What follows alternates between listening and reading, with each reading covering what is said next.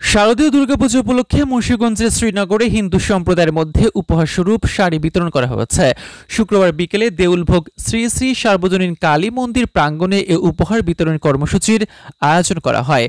অনুষ্ঠানের প্রধান অতিথি হিসেবে ভার্চুয়ালি যুক্ত হয়ে বক্তব্য দেন বিএনপির কেন্দ্রীয় নির্বাহী কমিটির স্বেচ্ছাসেবক বিষয়ক সম্পাদক মীর শরফত আলী সপু। মুন্সিগঞ্জ জেলা বিএনপির আহ্বায়ক কমিটির সদস্য আওলাদ হোসেন উজ্জ্বলের সভাপতিত্বে উপস্থিত ছিলেন মুন্সিগঞ্জ জেলা বিএনপির আহ্বায়ক কমিটির সদস্য